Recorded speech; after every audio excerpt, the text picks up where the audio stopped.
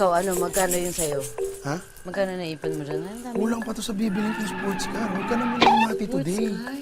Bukas ka na lang, please. Balik mo na yan. Hindi yata kaya sports car yan. Ice cream Ice nga cream lang lang naman ako. yun sa'yo. Bukas ka na. Ako kaya yan, ice cream mo. Kasi mas ano naman, mas malakas naman yung kanta ko sa'yo ngayon eh. Taasan natin yung energy dito sa huling bahay. Alas na to, di ba? Okay, Doon mo ready? na, doon na natin.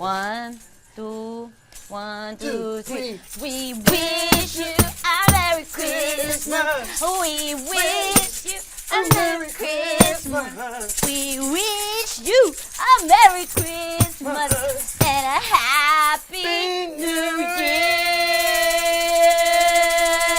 Yes! Hello po! Namamas ko po! 1,000 pesos! Ganyo. Kumusta?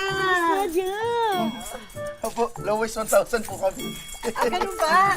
Hello po! Kumusta mga kapitbahay? Ayan mga kapitbahay, ang guest natin today, kitang-kita nyo naman ang napakagandang Miss Nadia Montenegro!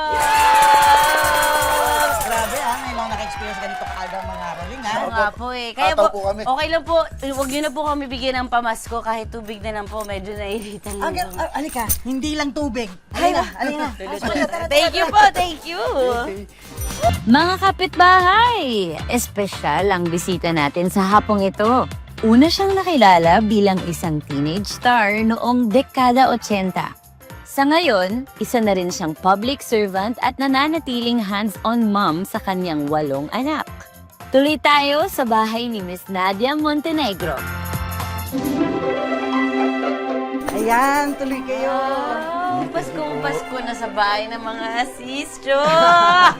Ang ganda naman po ng Christmas tree. Thank you. Nako, kung mga 2 weeks ago, sabi namin, bagong tree, bago lahat. Pero you make sure po na every Christmas. Lalo na ngayon may apo na ako. Oo nga.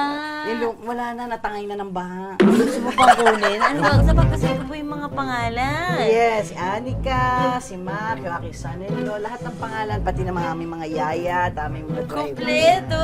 Galing! Wala pa yan. Sophia. Po namin dyan yung...